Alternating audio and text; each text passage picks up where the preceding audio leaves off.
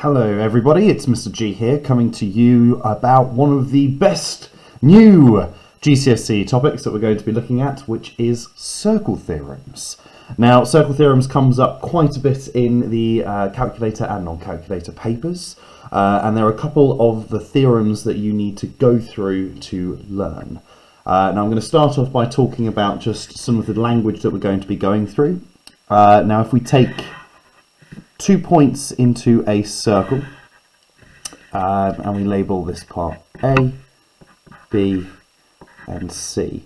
This angle here is called an inscribed angle within the circle. Now, an inscribed angle is an angle made by points sitting on a circle's circumference, and we can say that angles A and C are what we know as endpoints, and angle B is what we call an apex point.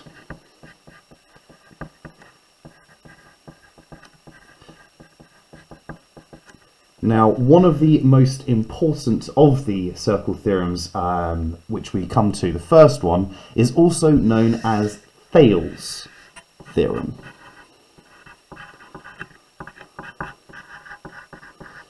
Now, Thales Theorem talks about when we look at a semicircle with any inscribed angle of that semicircle. So if we draw a diameter on any circle here, and then we inscribe any point on that semicircle above or below, the angle that is being inscribed is always going to be a 90-degree angle. Now, to prove this, I'm going to be looking at one of the most important ways in proving different types of circle theorems, which is using a radius. Now, if I take this as the center of my circle here, and I draw any line towards this inscribed angle at the top, I know that this line here is a radius, and I also know that this southern line here is also a radius, creating here a isosceles triangle. Now, if I label this angle X, I must know that the base angles of any isosceles triangle are equal. Therefore, this top angle here is also going to give me a value of X. The missing angle here by the center point of my circle, we're just going to call 180 minus 2x, as angles in a triangle add up to 180 degrees. On the other side, I also have this, strangely enough, isosceles triangle on the other side,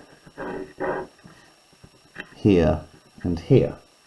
Now, I know that this angle may not be the same size as this angle here, so I'm going to be labeling this angle here Y, and I know that its counterpart at the top, as base angles in an isosceles triangle are equal, will also be Y.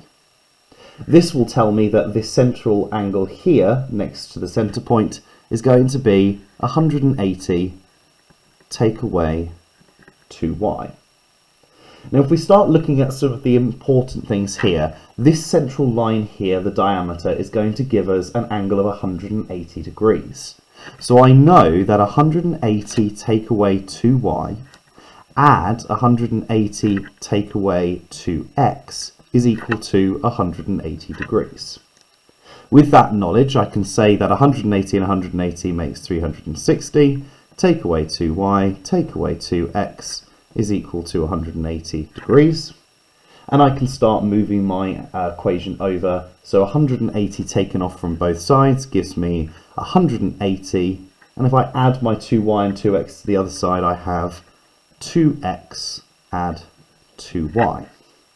That tells me then that if I can divide this entire equation by 2, I have 90 is equal to x plus y. And where do we notice that x plus y? Well, we've got our x just up here and our y up here, giving us that this angle here, no matter where it is on any part of the semicircle, above or below, so long as I have a diameter in between, this angle will always be 90 degrees. This is one of the important proofs that you also will need in your GCSE, so it may be important for you to learn it as Thales' theorem, which is also known as, pardon me, an angle in a semicircle.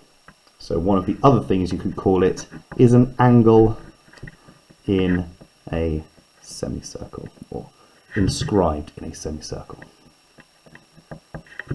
Okay, I'm hoping that was useful for you guys. Enjoy. This is number 1.